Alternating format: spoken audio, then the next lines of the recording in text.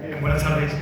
Vamos a dar comienzo después de estos minutos. La verdad que es una alegría ver este aforo llena esta sala y tener que buscar sillas para poder meter a todas las personas, y creo lastimosamente que va a haber gente que se va a quedar afuera. Bueno, es realmente meritorio, ¿no?, que consigamos llenar este Paraninfo y este maravilloso lugar, ¿no? Lo primero, agradecer a la Universidad de Sevilla y al rector por cedernos este Paraninfo, quien ha acusado su presencia hoy a tener comprometida la agenda. A don Javier Navarro, el decano de Geografía e Historia, que su colaboración ha hecho posible que hoy podamos estar aquí con doña Elvira Rocabrea. A don Joaquín Egea López, que está presente aquí en primera fila, mecenas y impulsor de este tipo de conferencias. A los miembros del Consejo Asesor que nos acompañan. A las nuevas asociaciones que han querido colaborar y están presentes en esta conferencia, en un intento por dar unidad al movimiento hispanoamericanista en Sevilla. A don Gonzalo Sichar y la Fundación Innovaética, porque han sido los que han intermediado con doña Elvira para poder tenerlo con nosotros aquí presentes, ¿no? Y a don Pedro Insúa, que ha sido uno de los impulsores de esa conferencia y que lastimosamente a última hora no ha podido viajar a Sevilla. Y sobre todo a doña Elvira Rocabarea, un referente en la lucha contra la leyenda negra y la defensa del legado español en América, cuyo libro Imperofobia, yo le comentaba que lo disfrutó un verano absolutamente, supuso el despertar de lo mucho que hoy estamos presentes entre los que me encuentro. Muchísimas gracias, doña Elvira, por su esfuerzo y estar hoy con nosotros. Voy a leer una pequeña reseña de doña Elvira. Doña María Elvira Rocabrea es licenciada en Filología Clásica y Filología Hispánica. Se doctoró con una tesis sobre retórica medieval. Ha sido traductora y parágrafa y ha enseñado latín y lengua y literatura española en España y Estados Unidos. Tiene 5 libros publicados y docenas de artículos en revistas especializadas y congresos. El éxito de su ensayo Imperofobia y leyenda negra, Roma, Rusia, Estados Unidos y el Imperio Español en 2017, la ha convertido en una de las escritoras más populares en el mundo del americanismo. Esta obra ha sido traducida al alemán y así lo está siendo traducida a otras lenguas. Ha recibido la medalla de Andalucía en 2018. En 2019 ha sido galardonada con el premio Los Libreros Recomiendan a Mejor Libro de No Ficción del Gremio de Libreros de España y recibió la medalla de oro de la Real Academia de San Telmo. Habitualmente da conferencias y cursos dentro y fuera de nuestro país y es colaborador habitual tanto del diario El País como El Mundo, como en español como el ABC. En 2019 recibió el premio Paso de Ensayo por su libro Fracasología, España y sus élites desde los afrancesados a nuestros días. En 2021 ha colaborado en un volumen colectivo en el que han participado autores españoles y mexicanos, titulado La disputa del pasado. España-México y la leyenda negra. Actualmente trabaja en la Universidad de Luxemburgo. En la actualidad ha publicado una novela histórica, de hecho se encuentra inmersa en la promoción de la novela centrada en Alonso de Salazar, el inquisidor del caso de la bruja de su Garramurti, por la que ha obtenido el reconocimiento del Premio Primavera de Novela en este 2023. Espero que te disfruten de esta ansiada conferencia. Tengo que reconocerlo que son 2 años desde que empezamos a soñar con el hecho de tener aquí a Elvira, y para nosotros este sueño se ha hecho realidad. Que disfruten como tanto estamos disfrutando nosotros con su presencia. Muchísimas gracias.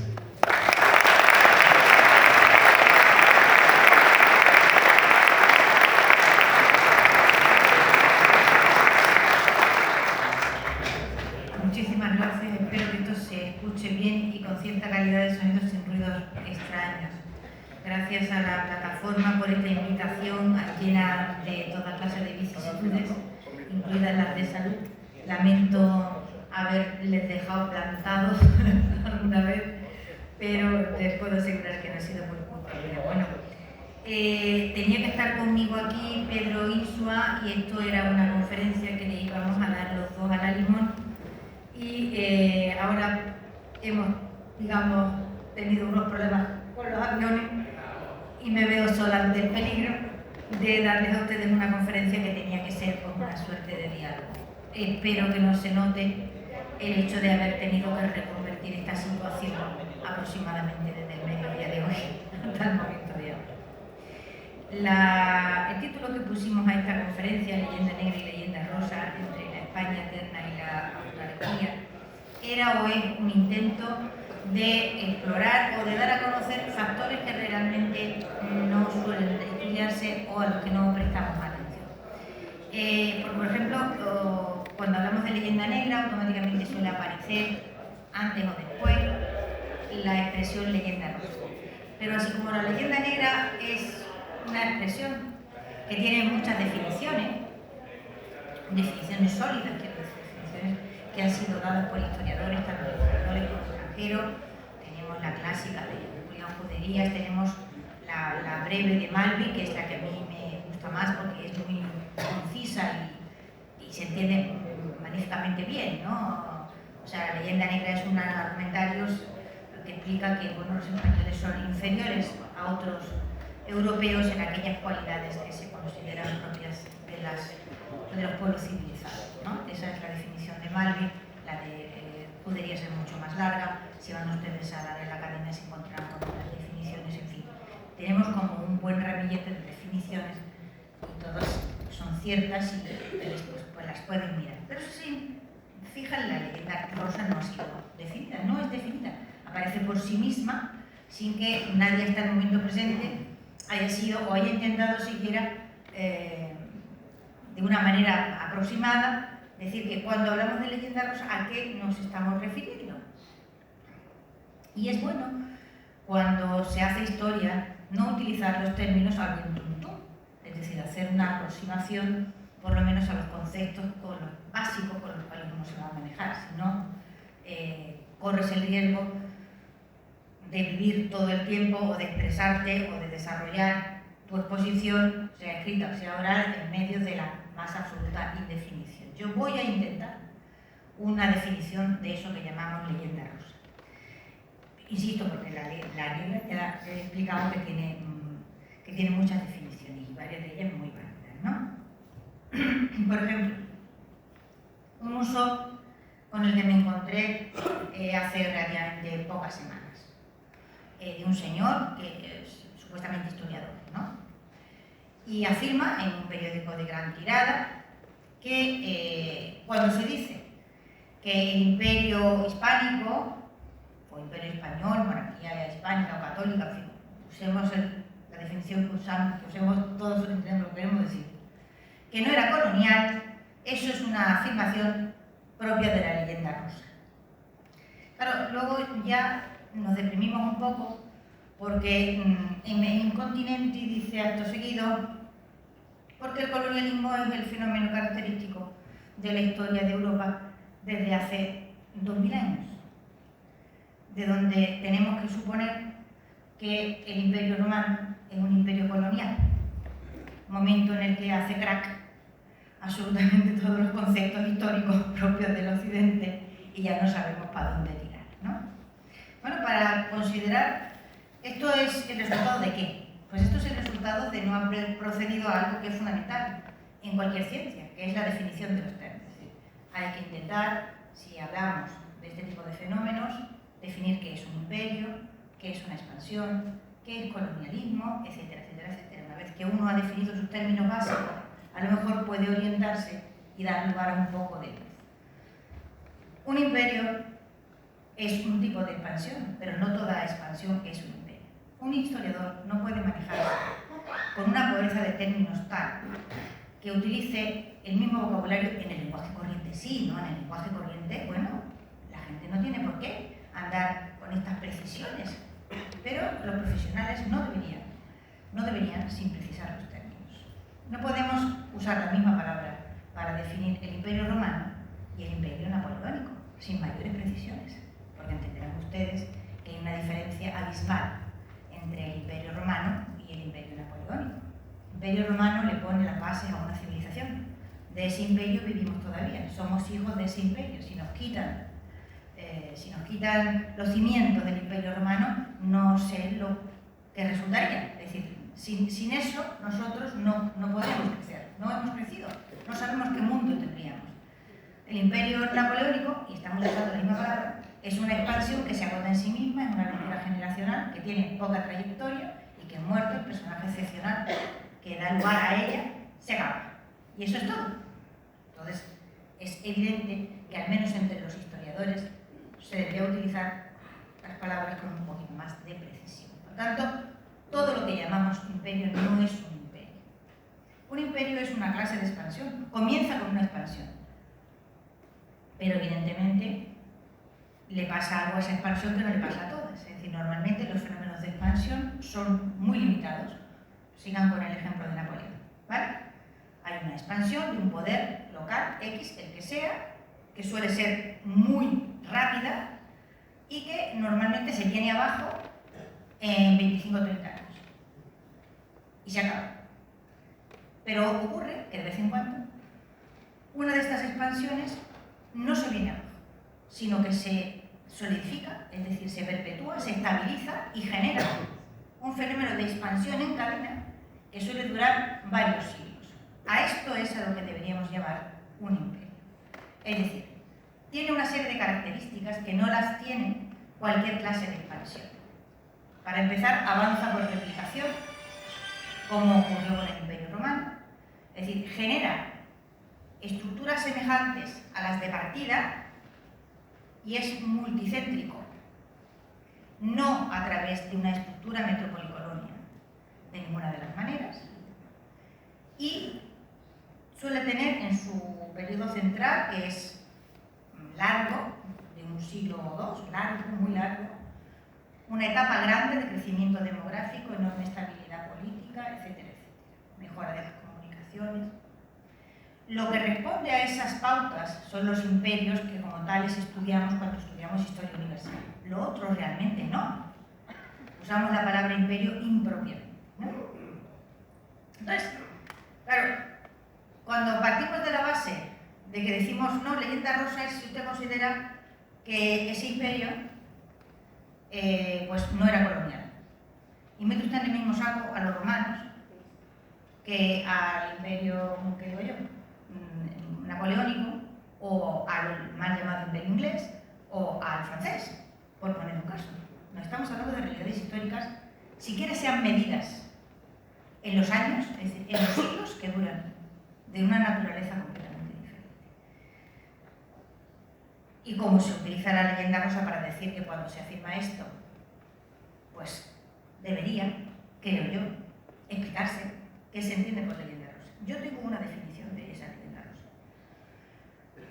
Fundamentalmente la leyenda rosa consiste en considerar que los españoles son inmortales. Esa es una gran fantasmagoría. Y en esa idea te encuentras, y yo podría nombrar aquí a un ciento, de gente que al hablar, cuando empieza a hablar, incluso con cátedras y en lo más alto del mundo académico, dice cosas tales como nuestro imperio, o no fuimos tan malos. Lo que hicimos, nosotros no hemos hecho absolutamente nada. Lo hicieron otros hace siglos, que no somos nosotros. Sus descendientes están en América, no están aquí, en España. A ver si colocamos 4 cosas que son de puro perogrullo, ¿vale? Porque de puro perogrullo es que el pensar que España es una realidad eterna que no ha sufrido mutación más que una especie de expansión y contracción, pero que ha permanecido a lo largo del tiempo sin cambio ni modificación, eso es un verdadero disparate. Eso es la leyenda rosa. Porque es fantástica. Es propia de niños y es un cuento. ¿Cómo que hicimos o no hicimos? Nosotros no hemos hecho absolutamente nada. Por no hacer, no hemos ni atinado siquiera a gestionar adecuadamente la enorme historia que heredamos y con la que no sabemos qué hacer. Eso sí es un problema nuestro, de verdad. Pero lo que en un momento determinado, en el siglo XVI, se hiciera o se dejara de hacer, pues es responsabilidad de quienes lo hicieron. E insisto, sus descendientes están en América, pero no están en aquí. ¿Vale? Es pura leyenda rosa que haya un presidente de un país hispanoamericano diciendo que los españoles tienen que pedir perdón. Se estará usted refiriendo a los antepasados de los mexicanos. Se las apañará usted con ellos, como quiera. Pero nosotros estamos al otro lado del Atlántico y no tenemos nada que ver. Esto creo que se entiende, vamos, también este perogrullo. O sea, es pura leyenda rosa. Pura leyenda rosa en la medida en que supone la existencia de unos seres casi, no sé, de la guerra de las galaxias, que no mueren nunca, permanecen inmutables, o sea, el tiempo no les afecta, en fin. Con estos mimbres hemos tenido el disparate histórico en el que normalmente vivimos, que genera controversias estúpidas, porque las controversias se acaban en cuanto uno mete el cuchillo, el bisturí, que es más bonito, el bisturí de la ciencia, en cuanto uno agarra el documento y se pone a ver cuáles son los hechos. Los hechos los puede uno interpretar, pero cambiarlos difícilmente. Así que si uno se ciñe a los hechos en líneas generales se acaban las controversias.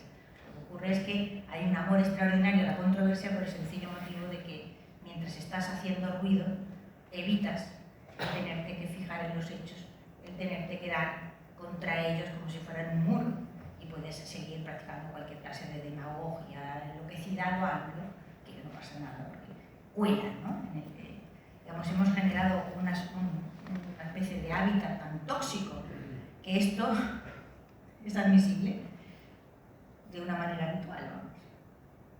¿Cuáles son las consecuencias? ¿O cómo hemos llegado a ese planteamiento historiográfico según el cual los españoles son inmortales y son los mismos siempre desde el siglo XVI y por lo tanto son responsables ahora de lo que ocurrió hace 3 o 4 siglos y estos disparates? Pues a través de una serie de decisiones que son erróneas, pero que no se consideraron erróneas en su tiempo. Las consecuencias están todavía aquí vivas y como no se analizan, pues se siguen arrastrando. Por ejemplo, en los libros de texto que tenemos, que son bastante disparatados, ¿no? La historiografía del siglo XIX, en un momento determinado, cuando se fragmenta la monarquía hispánica, cuando se fragmenta el imperio, y se fragmenta del modo en que se fragmenta, es decir, de aquella manera catastrófica, no catastrófica por la pura fragmentación, sino catastrófica por el modo en que esa fragmentación se ocurrió, ¿no? Es decir, fíjense en el mapa, mírenlo y verán que cuando los territorios de ultramar portugueses deciden independizarse, dan lugar a una sola nación unida, que es el Brasil, y no se fragmentan en 20 cachos.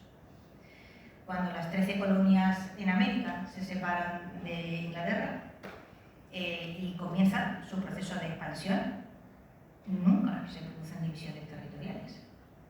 En América, el caso singular de esa enormidad que eran los 4 grandes virreinatos fragmentándose en más de 20 naciones, ofrece en el mapa un interrogante de tal envergadura que hay que recurrir a la magia para tapar el interrogante. Porque ustedes ahí, probablemente, y en América de una manera mucho más dolorosa, antes o después alguien se pregunta cómo demonios se fragmentó esto de esta manera. ¿Vale? ¿Por qué se fragmentó esto de esta manera? Para no responder a esa pregunta, tenemos a las clases dirigentes americanas y las nuestras también abrazados al argumentario de la leyenda negra con pasión. Porque esa es la pregunta, esa es de todas las habitaciones cerradas que cultivamos a lo largo de mucho tiempo en nuestra historia, porque tenemos muchas habitaciones cerradas. Esa es la más cerrada de todas las habitaciones. La habitación que no se puede abrir bajo ningún concepto. El gran misterio de la fragilidad territorial, el gran misterio de la tendencia a la fragmentación territorial, de lo que había sido un imperio que había permanecido unido más de 3 siglos sin dar un solo síntoma en ningún momento de que se pudiera fragmentar por ninguno de los lados. ¿Cómo se explica esto? Pues esa es la gran cuestión que yo animo a que engendre publicaciones y que ustedes se pongan a investigar, porque esto se lo tienen que currar solos, ¿eh? O sea, pierdan la esperanza de que haya ninguna especialidad universitaria, ningún libro, ni ninguna cosa por aquí o por allá que les oriente. Es una larga, difícil, dura y amarga investigación la que hay que hacer para comprender cómo se produjo tan catastrófica fragmentación territorial y por qué a 200 años de haber fallecido ese imperio sigue siendo el norte, guía y, ¿cómo diría yo?, lo único que sigue existiendo en la cabeza de la mayor parte de los gobernantes americanos que tienen en un momento determinado la responsabilidad de sacar adelante sus países. Contra ese imperio va, a ese imperio imprecan, a ese imperio le echan la culpa de todo 200 años después de haber fallecido ese imperio. Es leyenda rosa, porque ese imperio no existe. Ese imperio no existe. Desde hace 200 años que no existe. Entonces, ¿cómo se explica que siga siendo un tema de campaña electoral? ¿Qué misterio es ese? Pues también hay que echarle un rato de pensar a esto, ¿vale? O sea que del imperio, claro que hay una leyenda rosa, la de los miles, y yo diría que millones, que no se han enterado que él desapareció hace 200 años, no 20 años o 30, ¿no? O medio siglo, no, 200 años. Son muchos años para no haberse enterado. Luego habrá algún interés en seguir manteniendo esa fantasmagoría del supuesto imperio invasor, cuando ya no quedan de él, vamos, quedan las piedras, ya están. La historiografía del siglo XIX, que aparece justamente después de la fragmentación, hereda todos los planteamientos de las historias nacionales que se están escribiendo en este momento en Europa. Es decir, en la primera mitad del siglo XIX se solidifica esa estructura que llamamos el Estado-Nación. Y acorde con esas ideas del Estado-Nación, se escriben una serie de historias nacionales que son las que van a ir a las escuelas públicas que están empezando a nacer en todos los países de la Europa occidental. Y se toman ahí unas decisiones que son muy tontas. Una de esas es que España se queda con el nombre del imperio. No se sabe muy bien en qué momento se toma esa decisión y por qué. ¿Cuál es el planteamiento? Más imperio había sido la Nueva España, pero mucho más imperio, muchísimo más grande, muchísimo más importante, el eje comercial fundamental que había vinculado todos los continentes, etcétera, etcétera, etcétera. Si había un gran heredero de la gran monarquía hispánica, del imperio hispánico, esa era la Nueva España, por encima de todos los demás. Sin embargo, la Nueva España decide considerarse invasora y no generadora de imperio, cuando la Nueva España engendró nada menos que tres evoluciones, una hacia el Pacífico, que es la que provoca el galeón de Manila y la conexión con los mercados asiáticos, Filipinas, es decir, Filipinas depende del virreinato de la Nueva España. La siguiente expansión, o sea, son tres expansiones las que provocan Nueva España desde sí misma, no salen de España, salen de Nueva España. La del Pacífico, la de las Californias, que llega casi hasta la frontera con Alaska, y la del territorio hacia lo que llamamos Nuevo México. Es decir, son tres, como una estrella, ¿no? Tres puntas hacia arriba y es casi, bueno, 8 estados de los Estados Unidos ahora mismo, ¿no? Territorio que perdieron en el 52 con el Tratado Guadalupe, en el 48, perdón, con el Tratado Guadalupe Hidalgo, que la inmensa mayoría de los mexicanos desconocen. Es decir, la inmensa mayoría de los mexicanos, pues en la que se les educa diciendo que fueron invadidos por España y les quitaron todo, pobrecitos, y quedaron allí abandonados y hechos unos zorros, pues desconocen que perdieron una parte grandísima de su territorio, más de la mitad, a los poquísimos años de haberse declarado independiente frente a los Estados Unidos. Y lo que se pierde no es ninguna tontería, porque se pierde el oro de California y el petróleo de Texas. Así que lo que se pierde es una cosa muy gorda, y entenderán ustedes que las clases dirigentes que llevaron a este territorio recién independizado esa catástrofe han tenido a lo largo de mucho tiempo, heredándose los unos a los otros, salten por encima de la derecha e izquierda, da igual, todo el interés del mundo, que no se sepa el enorme fracaso que supuso la forma en que condujeron a sus países a la independencia, ¿vale? Así que entenderán que sigue estando vivo el argumentario de la leyenda negra, pero a morir, para mucha gente. Y yo no voy ya a hablar mucho, cuando se toma esta decisión en el siglo XIX de quedarse con el nombre del imperio, se le escribe a España una especie de historia que es fundamentalmente la que siguen teniendo los libros de texto, en la que España está ahí, o sea, siempre está ahí, como una realidad preexistente, eterna, que en un momento dado se expande y luego se contrae, pero es la misma España. Es una cosa como medio mágica también, y que forma parte, digamos, de lo que es lo que yo llamo la leyenda rosa de la inmortalidad, la leyenda rosa de la que no ha pasado nunca nada, el tiempo no cambia, todo sigue siendo exactamente lo mismo, ¿no? Claro, cuando esto sucede en el siglo XIX, se han producido un cambio y algo que ya venía de atrás, que explica la pervivencia y el vigor del argumentario de la leyenda negra. El primero, claro está, es la Iglesia Católica, que convierte a Fray Bartolomé de las Casas en un apóstol que lo sigue convirtiendo en un apóstol, ahora vamos a ver algunas cosas, y que ha sido fundamentalmente, no solo Fray Bartolomé, pues fundamentalmente Fray Bartolomé, la manera en que ante el mundo la Iglesia ha dicho nosotros no tenemos nada que ver con la conquista.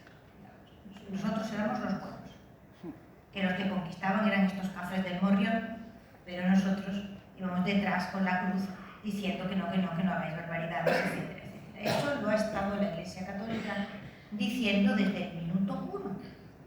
Y desde el minuto 1, estamos en el año 23, sigue diciéndolo.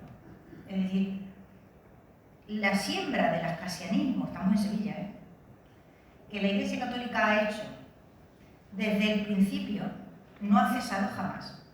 Y no cesa. Así que se actualiza y sigue siendo absolutamente una parte esencial de su argumentario. Así que el altar.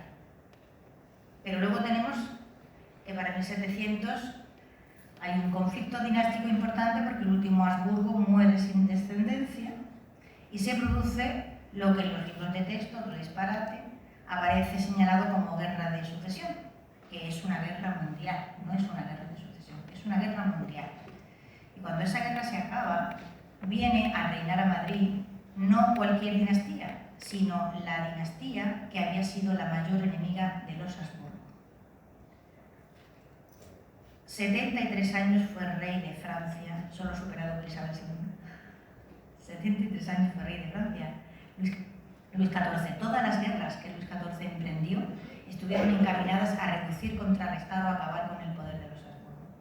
Así que imagínense lo que fue para ese hombre con 60 y tantos años convertirse en rey de España, porque es él que se convierte en rey de España. ¿Vale? Él manda a Felipe V, bueno, como podía haber mandado un mayordomo, el rey verdadero y el que realmente manda es Luis XIV. Lo que sigue es una guerra cultural brutal, otra habitación cerrada. ¿Ustedes no han notado que el siglo de oro se acaba de repente? Miren la fecha en que muere Calderón. En ese momento, estamos muy a finales del siglo XVI, en ese momento están todavía en España funcionando los corrales de comedia, los teatros en todas las ciudades, en toda España, a toda bomba. El teatro es una actividad cultural que sigue generando grandes autores y público y negocio. Se acaba de repente. ¿No se les extraña esto? ¿No les extraña nunca esto? No, porque estamos acostumbrados al paisaje y eso es peligrosísimo. Te acostumbras al paisaje y ya no ves lo que está ahí delante de los ojos y es raro. El siglo de oro se acaba por decreto. Porque claro, había algo que no se podía remediar y que sigue sin poderse remediar, y es que el siglo de oro era Habsburgo. ¿O no? ¿El siglo de oro es Borbón? ¿El siglo de oro es Borbón? No, ¿verdad? Bien. Pues ese siglo de oro se tuvo que acabar, evidentemente, porque el periodo Habsburgo fue demonizado, fue aniquilado, fue convertido en un horror inquisitorial, en un horror de represión, en una cosa decadente y putrefacta, etcétera, etcétera, etcétera. Eso es lo que tienen ustedes en los libros de texto. Pero hemos vivido y vivimos toda la vida con esa esquizofrenia. Claro, ¿qué fue lo que ocurrió con el siglo de oro? El siglo de oro español ha sido uno de esos momentazos que de vez en cuando ha tenido la civilización occidental. De vez en cuando, cada X tiempo, hay una explosión fantástica de creatividad, de libertad, parece imposible. Tanta gente tan brillante, tantos artistas, tanto pensamiento, tanta grandeza de repente, pero no era Habsburgo. Era Habsburgo. Y nosotros lo importamos en el siglo XIX. La expresión siglo de oro no es nuestra. La expresión siglo de oro es de un estadounidense, del 18, George Tignor. Siguió viviendo Cervantes fuera de España, porque aquí prácticamente terminó convertido, bueno, era un actor de muy poco interés. La Real Academia no le hizo una edición decente a Cervantes hasta que los ingleses, que habían seguido leyendo ininterrumpidamente, nosotros hemos conservado a Cervantes gracias a los ingleses. Si no, en el siglo XVIII lo hubiéramos perdido. La edición que le hace la Real Academia a Cervantes está motivada porque los ingleses le hicieron la primera edición crítica al Quijote, ¿vale? Una maravillosa edición crítica, ilustrada, fantástica. Y entonces ya dio como un poco de vergüenza. Y la Real Academia le hizo una edición a Cervantes, porque quedaba rarito. Que Cervantes, en fin, se leía en toda la lengua de Europa, se leía hasta en ruso, Dios mío, ¿qué hacemos con este señor? Así que se le hizo una edición, dos, el Quijote Grande y el Quijote Chico. Durante el romanticismo importamos el teatro. El teatro se había acabado. El teatro se había acabado. Como nadie jamás pagó una entrada para ver a un Moratín, porque era aburrido como un plomo, ¿vale? Pues el teatro cortesano que intentaron sacar adelante los Borbones era imposible de encajar en España, ¿vale? En España el teatro era un fenómeno popular, maravillosamente popular, lleno de copla y de música y de verso y de poesía, que ha dado obras fantásticas y que, bueno, forma parte de esa cosa estupenda que tiene la literatura española cuando funciona, que es que conecta lo más popular con lo más culto. Y se produce un fenómeno de retroalimentación que le da, cada vez que la cultura española, cada vez que la literatura española ha sido espectacular, ha sido conectando lo más culto con lo más popular. Así ha funcionado la generación del 27, ¿no? Y esa es una de las características fundamentales que tiene el siglo de oro. Pero eso se acaba, porque ese teatro cortesano, que era muy cortesano pero muy cursi, pues era muy aburrido y a la gente les gustaba la que iba y se acabó. Y entonces, perpetuar el teatro de los Habsburgo, pues era como una sombra ahí perpetua, ¿no? De esos Habsburgo ahí que no se acaban de morir, caray. La monarquía siembra el país de instituciones culturales, miren su ciudad. Reales academias, sociedades económicas de ánimos del país, etcétera, etcétera. ¿Desde dónde se enseña a esos españoles aturdidos, en este momento que no saben si miran para atrás o miran para adelante, que lo que tienen que hacer ahora es parecerse a los franceses? Porque su tradición, su cultura, su literatura, su todo, es algo deleznable, realmente casi vergonzoso, una cosa que no merece la pena en absoluto.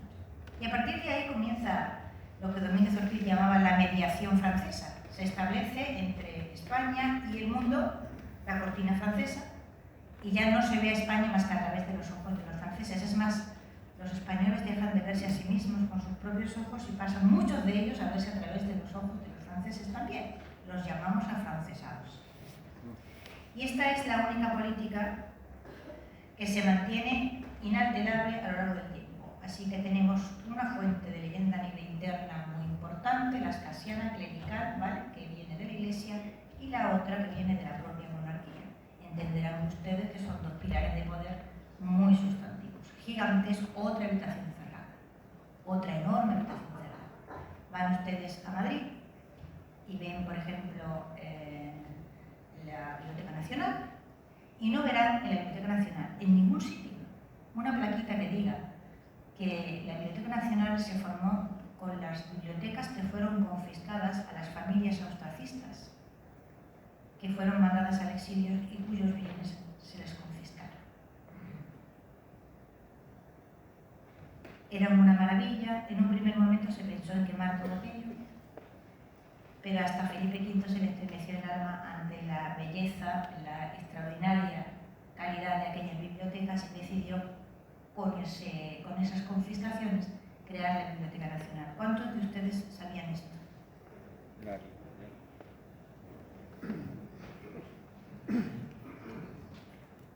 Pues he hablado de habitaciones cerradas, ¿vale? Con esas habitaciones cerradas se crea un complejo autárquico porque sencilla y llanamente no hay manera de orientarse en esta casa, ¿vale? ¿Cómo te vas a orientar? Si es que tienes unas cuantas salas en penumbra, otras en oscuridad, habitaciones que no ves, el plano de la casa no hay quien lo pueda establecer.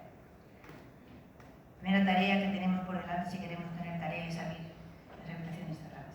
Porque en cualquier sitio ocurre un cambio de dinastía y en cualquier sitio pasan cosas. Lo grave es mantener los cadáveres debajo de las alfombras. Lo grave es no ventilar las habitaciones y lo grave no es contar las cosas. Tenemos que contar las cosas que han ocurrido, porque si no, no se entiende, ¿vale? No podemos seguir contando la guerra de sucesión como la hemos contado hasta ahora. No podemos seguir contando el fenómeno de la leyenda negra solo externamente, hay que contarlo también en su fase interna. No podemos seguir contando el fenómeno de la explosión del Big Bang de la monarquía hispánica en los términos en los que hasta ahora le hemos contado, porque si no tampoco se puede entender para nada cómo se produjo, ni las consecuencias, ni cómo la reverberación llega hasta el momento presente, donde seguimos teniendo problemas y tendencias a la balcanización y a la fragmentación territorial que están tan presentes en América como están presentes en España. Así que hay que hacer una gran puesta en común, todos los conocimientos, levantar las alfombras y sin miedo contar las cosas que han pasado. Y a lo mejor así conseguimos establecer un esquema mental, un mapa conceptual que nos permita entender el presente y arreglar algunas cosas, o por lo menos no dejárselas tan mal para las siguientes generaciones. Pero desde luego esto no puede hacerse a base de seguir cultivando el mantra de la excepcionalidad y de la autarquía, sin levantar los ojos para mirar qué es lo que ha ocurrido más allá de los 4 temas con los que estamos enzarzados desde el siglo XVIII y definitivamente desde la historiografía del siglo XIX. Yo les voy a enseñar unas cuantas imágenes. Bueno, realmente iba a contar esto enseñando algunas imágenes, pero como está allí, pues entonces voy a intentar a ver si esto desde aquí son muy rápidas. Pero bueno, para que ustedes se vayan de aquí, no hace falta. O sí hace falta. No sabemos lo que pasa. Ahora, ¿lo ven? Esto es el libro de Anaya 2017, el libro de mis hijos, le eché una foto. Porque lo tenía frente. Vamos, tengo más. Esto es lo que un español de 13 años, lo primero que ve cuando le hablan del descubrimiento de América. Está bien, ¿no? De esa imagen no sale. Ya no sale. ¿Vale? Esa imagen se fija en el cerebro y es lo que se le va a quedar para toda la vida. Porque hay imágenes que son muy impactantes. No me negarán ustedes que la pinta que tiene es impactante, la boca abierta, chillando, en fin, es espectacular. Voy a seguir. ¿Cómo sigue? Fray Bartolomé. Sí, en una serie de cómics que se hicieron cuando el 92. ¿Vale? Bueno, es una cosa maravillosa todo.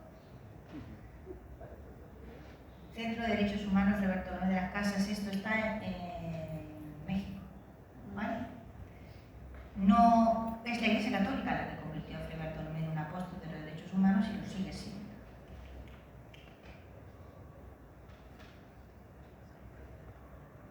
Esto es una edición de Fray Bartolomé de hace muy poco, en inglés. Se sigue editando y se sigue leyendo. Evidentemente, si se sigue editando es que se sigue leyendo. Por lo tanto, inútil decir que estas cosas son cosas del pasado y que ya no tienen vigor o no tienen vigencia en este tiempo. A esto me gusta mucho. Se lo tengo que explicar. Como ustedes ven, abajo dice The American. Esto es el Ganges, o sea, esto es el río. ¿Qué es lo que ven ustedes aquí llegando? Parece que son unos cocodrilos, no son obispos. ¿Vale? Este es el momento, creo que es el año 52, no está ahí, pero creo que es el 1852 o 50 y tantos, se autoriza en algunos estados de los Estados Unidos a abrir colegios católicos. La reacción de la prensa protestante es muy virulenta. Y esta es una de las imágenes que sale en un periódico, se llama el Weekly, no me acuerdo cuál ahora mismo, pero lo tengo anotado ahí, si alguien lo quiere saber se lo puedo decir. ¿Vale? En lo que, si se fijan ustedes, estos obispos cocodrilo se van a comer a los niños que están atrás, ¿no? Intentando refugiarse, ¿no? Y vienen atravesando, fíjense, es un Ganges, es decir, esos obispos cocodrilo salen de un de un universo mental tan absolutamente diferente al estadounidense, que es un Ganges, es como si salieran del Ganges de la India.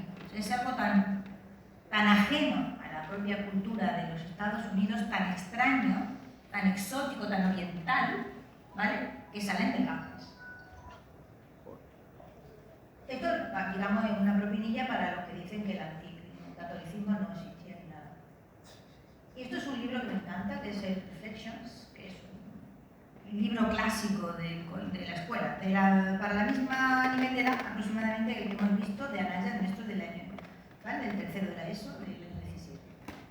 Esto es lo que ven, se darán ustedes cuenta las semejanzas, ¿no? El del morrión, ¿lo ven? Cuando le hablan de la How did Spain, que hizo España, ¿vale? Esto es lo que hace España. Verán ustedes los indios aquí, los pobres prisioneros, ¿vale?, ataditos y tal. Hay un cura y soldados. Y se acabó el pastel. Todo lo demás es un ambiente, es una cosa entre fortaleza, con una cruz aquí arriba, un puro secarral y un señor aquí que da como mínimo susto. Pero seguimos. Esta es la imagen de cuando llega a Virginia, ¿vale?, los Pilgrims. Miren qué monada de casitas y de señoras paseando, los huertos al lado del mar, es todo como la casa de la pradera, ¿no? Pero hay otras que me gustan más, la de las gallinas. Fíjense, esta es la página siguiente. La señora con las gallinas. ¿Estarán ustedes de acuerdo conmigo en que nada malo puede ocurrir en el mundo si hay una señora echando de comer a gallinas? ¿Se dan ustedes cuenta cuáles son las imágenes que se le fijan a un españolito o a un hispanito en cuanto al origen de su país, ¿vale?, y de su cultura, y las que se le fijan a un anglosajón a la edad de 12 o 13 años? Pero seguimos, porque esto es infinito. Este es, dense ustedes cuenta, tenemos el cura mal encarado, el mismo morrión, el morrión es indescriptible, vamos, verán ustedes que es un clásico, ¿vale? Y esto es, pues, el de Salvat, aquella serie famosísima que luego se transforma en cómic, en las Ignabel, pues esto es las Américas. Esto es la portada, no digo nada de lo que hay dentro. Lo que hay dentro, bueno, está un muerto y aquí está el fin. Seguimos. Y esto es los primeros colonos ingleses. Fíjense ustedes qué monería. La señora también sembrando huertecito y los indios, paz y amor, que les traen pues un pavo, claro. Seguramente celebrando Thanksgiving. ¿Se dan ustedes cuenta de la potencia que tienen estas imágenes arquetípicas y a qué edad se les mete en el cerebro? ¿A los chiquillos? Sí, es muy importante esto. Y aquí pues nada, esta imagen me la mandó Sebastián Álvaro, el del filo de lo imposible, creo que es en Cholula, y verán ustedes pues a un terrible conquistador ahí matando a un indio de la manera más ignominiosa y detrás pues un cura intentando evitar que ocurra aquel desastre, ¿no? Esto es otra imagen arquetípica que ustedes se la pueden encontrar en toda América, desde Chile hasta las Californias, ininterrumpidamente, ¿vale? La Iglesia Católica las promociona a como da lugar, por todas partes. Ya no sé si tengo alguna más, pero con esto se hacen ustedes una idea aproximada de que tenemos algunos problemas que resolver, ¿vale? Y que pequeños no son. No sé si quieren hacerme alguna pregunta, en fin, espero no haberles aburrido mucho y haberles agobiado lo suficiente.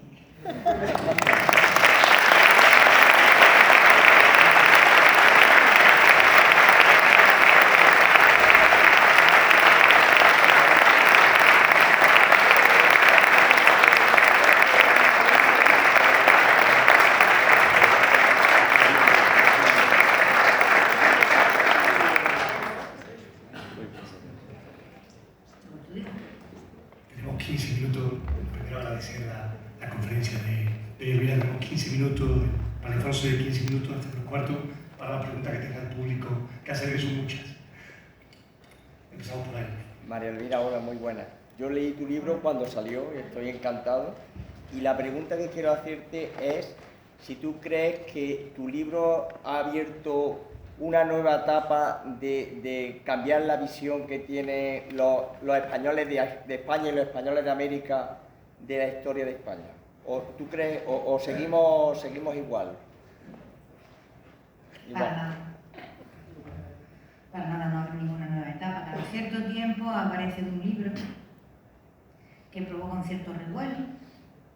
Pasó con Julián Juderías en el 14 y luego el 17 cuando se reeditó. Después en el 40 y tanto aparece Rómulo Carvio, publica otro, luego aparece... luego viene la gran investigación, o sea, la mayor parte de las investigaciones sobre la leyenda negra son de autores extranjeros. Los españoles han evitado con buen criterio meterse en ese carajo, porque saben que si se meten ahí salen los cuchillos largos a matarlos, ¿no? Y entonces todo el mundo que ha querido tener una carrera académica, si no exitosa, por lo menos confortable, ha evitado, de ahí las enormes habitaciones vacías que hay, territorios por los que todo el mundo sabe que conviene no transitar, por ahí no te metas, y ahí como hay otro, tranquilamente, no, para nada. Cada cierto tiempo aparece un libro, organiza un poco de revuelo y ya se encarga el establishment de que se muera sin hacer demasiado a cabo de un cierto tiempo. No para nada. Esto es flor de un día, si lo sabré yo. Buenas tardes, María Elvira. Muchísimas gracias por la conferencia. Yo soy profesor de secundaria aquí en Sevilla y bueno, me he visto bastante identificado. Tú lo has contado con bastante humor. Yo soy bastante más amargo a la hora de reflejar lo que vivimos en las instituciones públicas.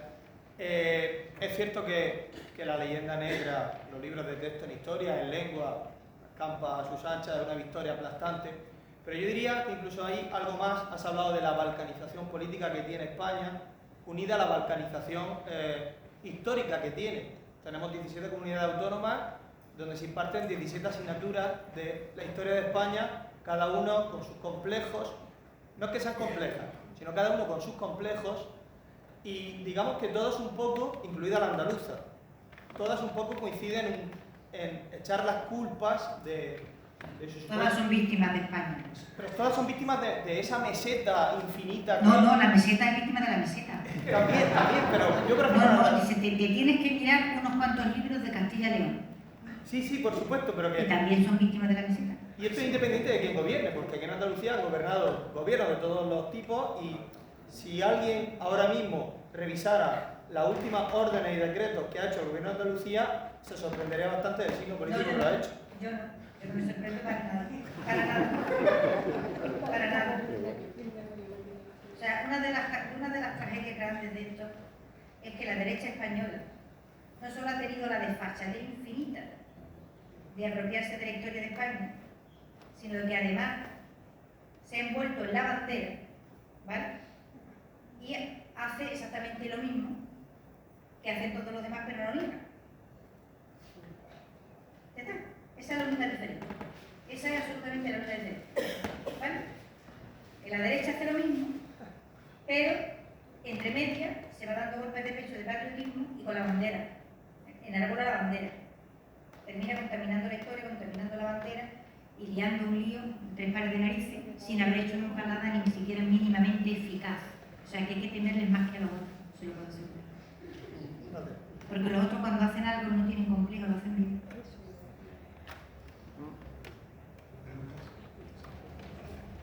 Gracias, buenas tardes.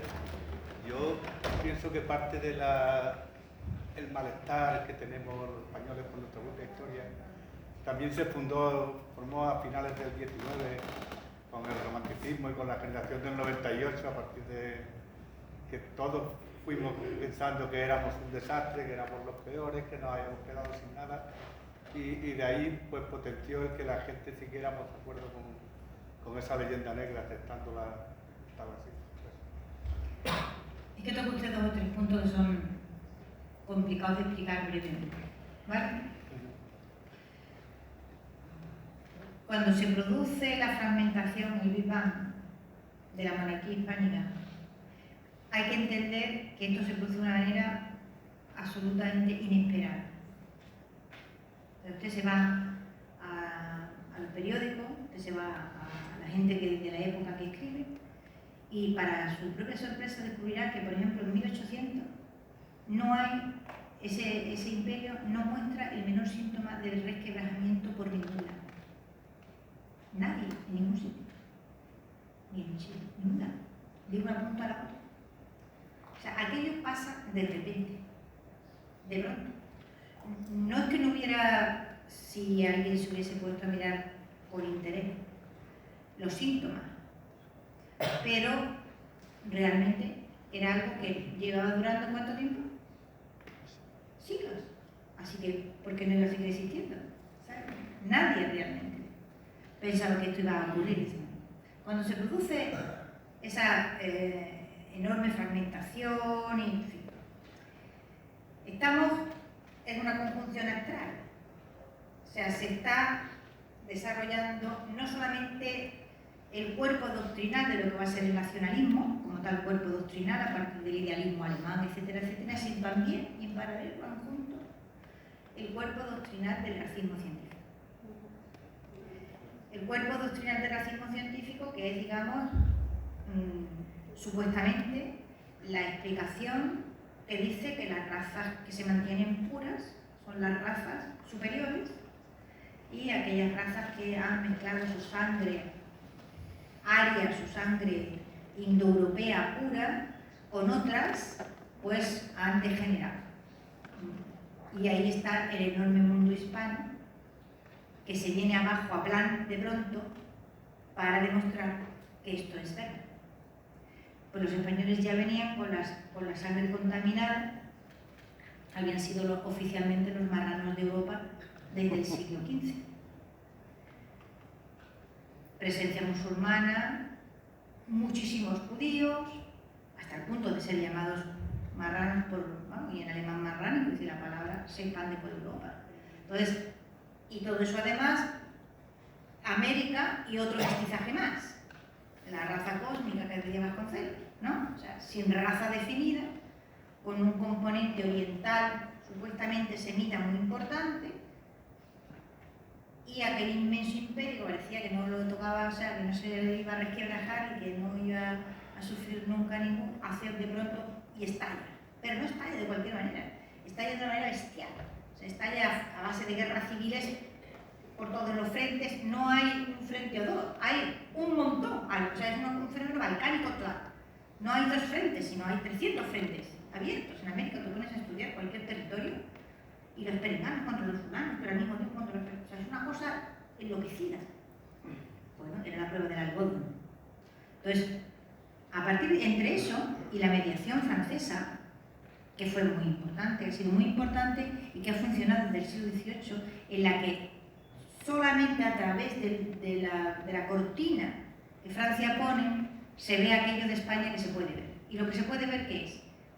Lo grotesco, la anomalía, el excepcionalismo, la charanga, la pandereta, se la terminan creyendo los propios españoles. ¿Cómo no? Los toros. En fin.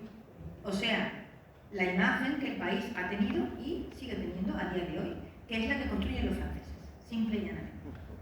No, porque no se ve nada más. Y al final los españoles terminan, puesto que sus clases altas viven de los colegios franceses, viven de las lecturas francesas, viven de intentar mimetizarse con ese mundo que consideran superior, terminan, es una pescadilla que se muerde la cola, ¿no? Entonces, salir de ahí es una cosa tremenda. Y el 98, desdichadamente, no comprendió por dónde venía el problema y se enzarzó en el autodesprecio y en la idea, bueno, de que si el afrancesamiento no nos había conseguido sacar de la barbarie, pues entonces a lo mejor lo que teníamos que hacer era germanizarnos, a ver si germanizándonos conseguíamos salir de la barbarie. Y este ha sido, en líneas generales, nuestras clases dirigentes han ido pero sin mucha maniobra. Pero quien dice las nuestras y las mexicanas. Vayan ustedes a pensar que esto es algo que ha ocurrido solo en España, ¿no? En América ha sido mucho peor.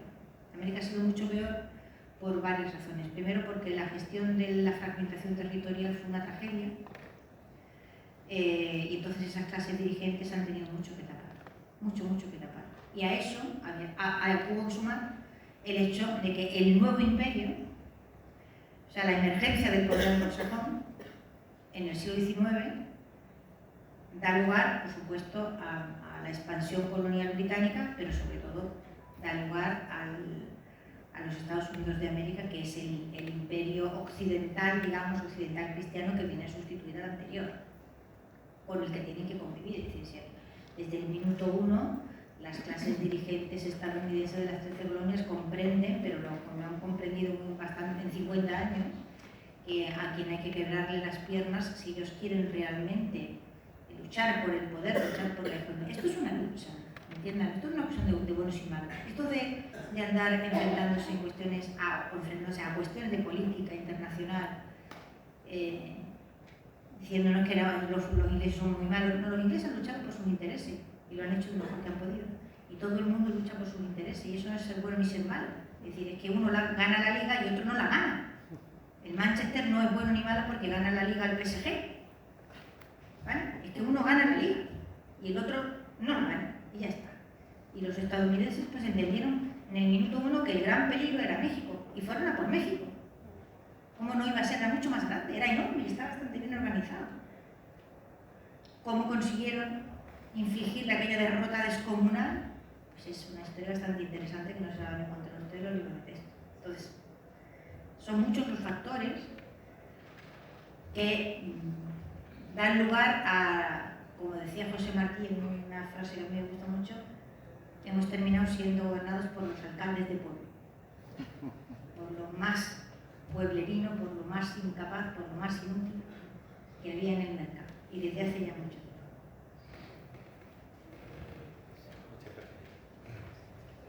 Hola, buenas tardes. Sí, buenas tardes. Mire, me ha quedado claro el poder de la monarquía y el poder de la monarquía, el poder de la iglesia.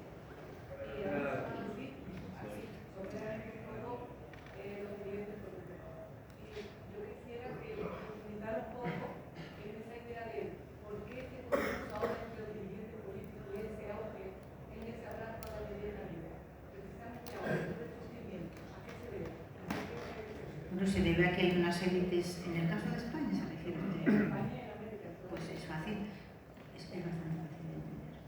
En el caso de España, porque se han generado una serie de élites autonómicas, ¿vale?, que están dispuestas a mantenerse en ese fragmento de territorio sobre la base, digamos, de obtener poder condenando cualquier forma de unidad política, y cómo, en nuestro caso, cómo se contamina de maldad esa unidad política con la leyenda negra que cae sobre España, porque cuando nosotros a nuestra unidad política, ¿cómo la llamamos? ¿España? ¿O cómo la llamamos? Si no la llamamos. Es fácil, pues es que es fácil, usted no tiene más que tirar y sale de es facilísimo. Pero usted tiene 17 comunidades autónomas, cada una de las cuales se considera una víctima. Es una víctima. Qué mal le ha ido, lo que ha sufrido y no sé cuánto, en fin, hasta los castellanos, la derrota de Villalá. ¡Hala! O sea, todo el mundo buscando un agravio, un porqué, un algo. ¿Y eso quién lo fomenta? Pues eso son los alcaldes del pueblo que tenemos gobernando. O sea, hemos ido, en vez de intentar generar unas élites capaces de saltar por lo alto del ataque del corral, ¿vale?, a mirar el mundo, porque el problema de todo esto está en que mientras estamos en esta especie de autarquía, este onanismo absurdo, el mundo está afuera, ¿eh?, y pasan unas cosas. Pero nosotros no tenemos tiempo para mirar qué es lo que ocurre en el mundo y cómo podríamos nosotros quizás jugar en primera, a lo mejor con el PSG y el Manchester United. ¿Cómo podríamos jugar en primera? No podemos jugar ni en tercera regional. Entonces, lo que usted tiene en cada uno de esos territorios en América, pues 3/4 de lo mismo. 3/4 de lo mismo. Y bueno, la Iglesia ha sembrado esto en todas sus instituciones de élite. O sea, entreténgase si tiene tiempo, yo lo hago. Y agarre la lista de 50 ministros. Y bueno, 3 países, 50 ministros. Y miren quién los ha educado. Miren quién los ha educado. Y se encontrará, pues, este Petro, la Javeriana de los jesuitas. Las cosas tienen una explicación. Es puñetera la explicación. Pero sí. Pregunta más allí en la esquina. Sí, sí. Bueno, primero darle las gracias por la conferencia. Ha sido un agrado ver que está aquí en la Universidad de Sevilla de la Rural de Alumnos. Y bueno, pues, perdóname que estoy un poquito nervioso. A ver, hay muchas ideas que me han parecido muy interesantes y creo que usted ha dado con la clave, que es como la corrupción del lenguaje o el engaño mediante el lenguaje. Como usted ha creado que no se definen los términos correctamente. Porque es verdad que hay una ejercicio constante desde el cientismo histórico de querer analizar sucesos del pasado con la óptica del presente. Como por ejemplo el tema de la monarquía católica, que incluso yo he encontrado aquí profesores que han dicho que era un Estado federal. Tanto que no entienden exactamente cómo se organizaba esa monarquía. Y otra cosa que me ha parecido muy interesante que hay que profundizar más es cómo usted ha hablado de cómo también la derecha tiene ese problema. Porque esto recordaba una charla que tuve con un amigo de la facultad, que la línea negra es tan potente, o la fraxología sobre nuestro país, que ambos a los aspectos ideológicos está presente. Porque, por ejemplo, yo, una entrevista que hicieron a José Luis Villacañas, que es conocido por todos, creo que es conocido por todos vosotros, que dice dos cosas que me parecen muy curiosas. Y una es, el carlismo es lo español elevado al Q, o que de España nunca ha salido nada moderno. ¿Perdón? Que de España nunca ha salido nada moderno, nada relacionado con la modernidad. ¿Qué ocurre? Porque me parece muy gracioso porque este hombre, que lo dice así, y para él eso es malo, para él nunca es una moderna, hay que volverse a Europa, a salir de Europa a su libre. Sin embargo, lo que está haciendo es reproducir el argumentario del tradicionalismo, pero dándole la vuelta del revés. Es decir, Bueno, del revés no, el argumentario del tradicionalismo es el revés. Es el argumentario del tradicionalismo. Claro. Es puro garlismo. Es como... Eso es puro pensamiento reaccionario español. Claro, Al más puro estilo. A ver si nos enteramos que el problema fragmentario que tiene el país, ¿vale?, arranca, ¿vale?, en el rechazo absoluto al Estado liberal que representaban las Cortes de Cádiz. ¿Vale? Esa es la piedra miliar, digamos, si arrancamos en la España contemporánea, si no nos queremos ir, si queremos definir la España contemporánea. La España contemporánea nace de unas guerras civiles, las cuales se replican en América, que son absolutamente el rechazo al Estado liberal, a lo que Andalucía, ¿vale? Ojalá, todo el mundo contando su pena, ¿no? Nosotros también tenemos una pena, nosotros también tenemos una pena, y es que la gran propuesta del siglo XIX de modernización fue derrotada. Nuestra propuesta de modernización, que fue las Cortes de Cádiz, nosotros no hemos tenido guerras carlistas, ¿no? No hemos tenido guerras carlistas. La Andalucía toda era liberal, o gran milagro, ¿vale? Y es esa apuesta política que es no solo derrotada, sino masacrada en sucesivas guerras carlistas, hasta que, bueno, ya engendra aquel disparate que fue la Primera República, y terminamos con el Cantón de Totana declarándole la guerra al Cantón de Cartagena. Y entonces, ya llegados a los niveles de surrealismo que solo en este país se pueden alcanzar, pues hubo la restauración de la monarquía, ¿vale?, la cual llevó a cabo un malagueño, que fue Cánovas, que es la primera vez el que realmente pacifica el conflicto carlista. ¿Por qué medio? Pues creando la Constitución con la que nos seguimos regiendo hoy día. No tiene nada que ver lo que ustedes encuentren en los libros de texto, no. El sistema Cánovas es unidad territorial por privilegios, ¿vale?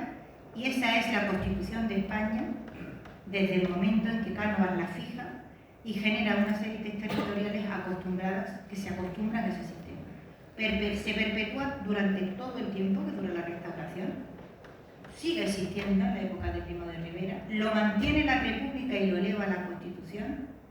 Franco se apoya en esto para seguir existiendo, ¿vale?, y convierte a Andalucía en la cantera de trabajo de trabajadores baratos y mal pagados para otras regiones de España. Esto es así, señores. Y llega la Constitución del 78 y nos encontramos con la disposición adicional primera, que parece que Cádiz nunca existió, los fueros otra vez en la Constitución. Como que la derecha. La izquierda la tenemos enloquecida, pero anda que la derecha, que me cuenta. ¿Vale? Esa disposición adicional primera la pone en la Constitución española Herrero de Miñón, derecha española, pata negra.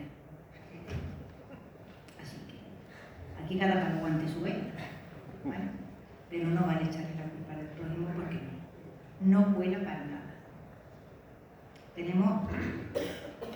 Tenemos una tarea enorme pendiente, que es la de darle una estructura territorial a este país, ¿vale? Que no suponga que la unidad sea siempre a costa de darle ventaja a uno en detrimento de otro. Eso es indecente, eso es humillante y no lo debemos permitir.